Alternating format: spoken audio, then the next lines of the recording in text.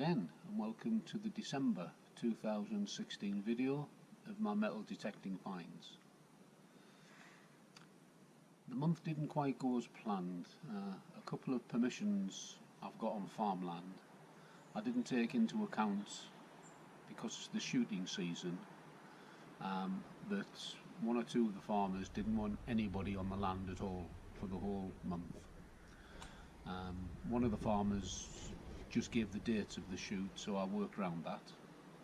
So what I did do is I went on a couple of one-day rallies, and that was quite interesting. I found some items there, the normal stuff, buttons, buckles, and I've got a collection of rings, but unfortunately not finger rings. These are the agricultural type unknown medieval copper alloy rings that you tend to find.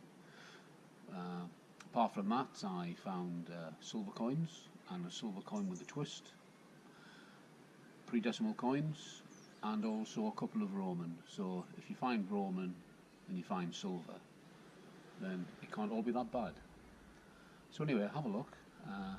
Wish you a happy new year, and if I have a good month in January, will be another video coming along then.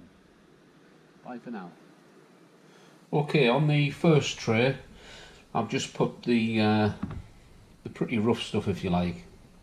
The buttons, scrappy buttons.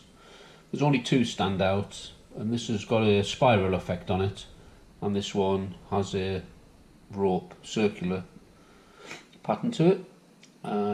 Then we've got some buckles here, and spectacle buckle and part spectacle buckles. And this tatty little thing is actually a swivel strap end, medieval. Now the rings I was on about, the first one I dug up was this monster here, and then over the next sort of week or so I found these, and normally I just bin them, but I found so many I thought I'd just put them up here. Part of a crotal bell, can't make out much detail, I found better. And this is a horse brass. Normally it would be obviously very shiny brass, but it's all corroded away. And solid brass is this BP, and it's a British Petroleum petrol can screw top. They're actually collectible. Will bring some money. And here, does anybody recognise what that is? Most homes used to have them many years ago. Just broken off at that end. That end would be the same as that with a little hole in. And it's actually a stair rod bracket. So where your narrow carpet went up the stairs, on either side of the carpet you'd have one of these, and then a rod would go through, and it would basically keep it pressed into the recess. So that's that out of the way. And now we move on to the other finds. Couple of live digs. So here we go.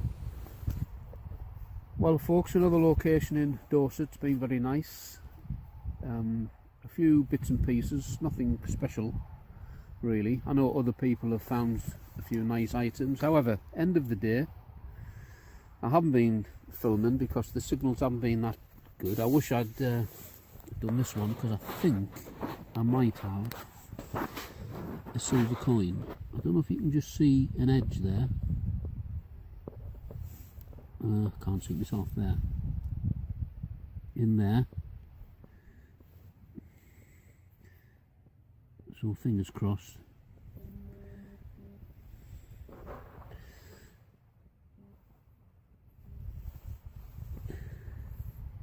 Oh yes, oh yes. That looks early.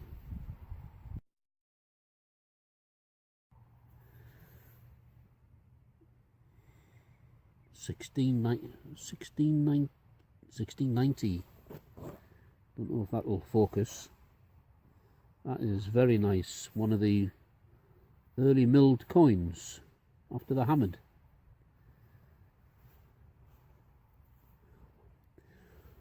It's these finds that make the day of picking up rubbish worthwhile.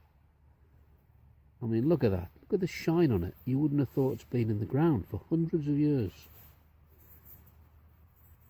Over 300 years.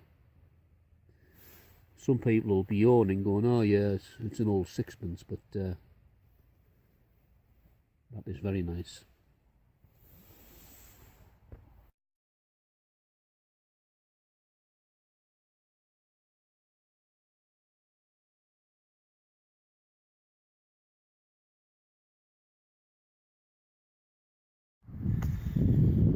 Well, out on another day's detecting.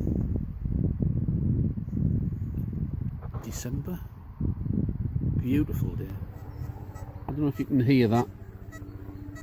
Got the headphones around my neck. Bright enough, so that's got to be worth a dig. I'll go down and I'll get back to you. Okay, I've dug the clod and it's still in there.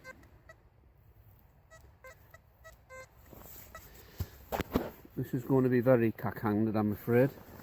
I need a cameraman, you know. Tell you what, if anybody fancies the job, I'll pay them £30 an hour. And I'll only charge them £35 an hour for borrowing my camera. Any takers, give us a shout.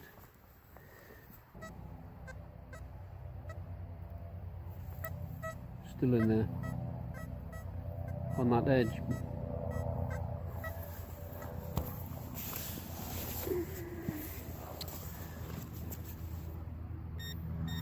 And I think it's deeper down. So we might have to go and hold again. Oh, well that was deeper than I thought. Just a bit of earth there. But there we have it, sticking out.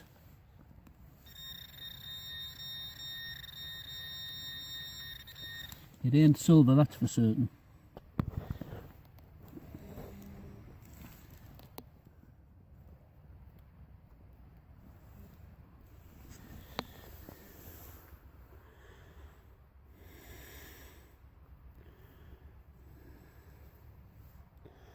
And I can't see any detail at this point, so I need to get it cleaned up. Hopefully it's not been worn out. I think I can see some lettering on the edges, so get it cleaned up and we'll have a look at that. Well, it was cleaned up and it was very worn, but there was enough detail on it to match it up to a George III first issue copper halfpenny, and the first issues were minted between 1770 and 1775. Well, out in the sticks here, very picturesque indeed. The ground is pretty saturated and it's also flinty in places. I've got a signal. I haven't got my tripod, so I'm a bit all over the place here. And out, if it came this coin ball here, I've already split it open, so let's just see if we can get oops. Now maybe you can just see the rim of the coin in there. I've had a few 1800s pennies today, but I think this is modern, but we'll see. So we'll tip it over, and yes, and it's a modern 2p. Oh well, never mind.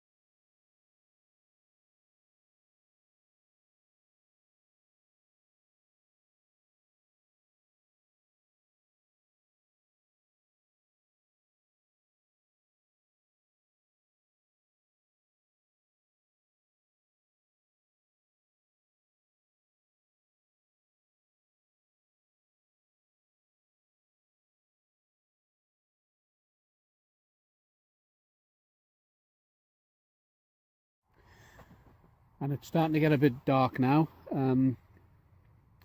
but here we go again. First one of these I've found, if it's what I think it is, because it's all bent over, and I think that is a love token. I'll get it cleaned up and see if there's any detail left on there. Some of you will know what a love token is, but for those that don't, here's just a quick breakdown. Between the 16 and 1800s, there was a custom where a man would declare his love for the lady by giving her a love token. Now, these were normally silver sixpences, but sometimes copper or gold coins would be used, but this depended on the wealth of the man. The practice was at its height during the reign of William III, and that was in the late 1600s. Now, the coin would be rubbed down so that almost all the detail was removed and then bent into the shape of a letter S. Some were then stamped or engraved even further to personalise them. Now, just to find a worn coin or a bent coin doesn't make it a love token, but a worn coin bent in this particular letter S shape is almost certainly a love token. I was lucky in that although most of the detail has been rubbed out, you can see by the photos that the William III lettering and the date 9/7/97 is still visible. So this silver sixpence love token dates to William III, 1697, which makes it over 300 years old. And this wasn't the only silver coin I found this month. Well, out again. It's getting mid-late afternoon. Found a couple of bits, and the scenery is stunning. I can't even pronounce the name of the place I'm at. Very wet, very soggy, but easy digging, and I have got a signal.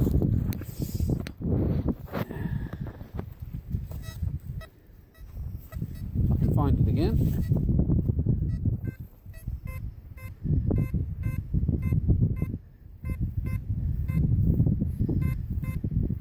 So I'll just I'll dig down a bit closer and then I'll get back to you.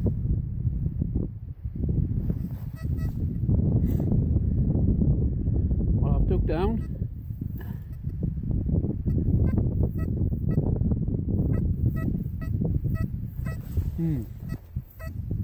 Doesn't sound as good now as it did when I was on the surface, but it's in the hole.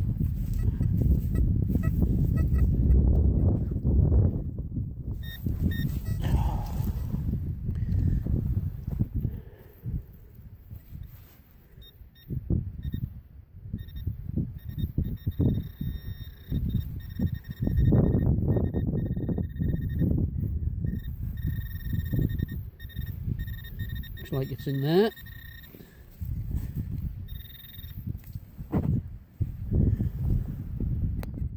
Little ball. Yep.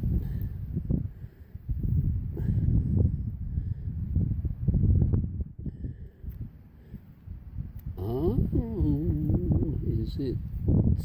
Yes. It's a silver coin. 1 shilling.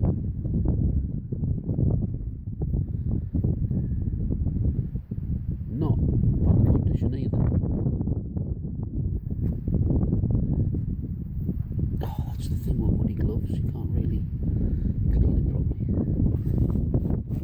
Let's have a look.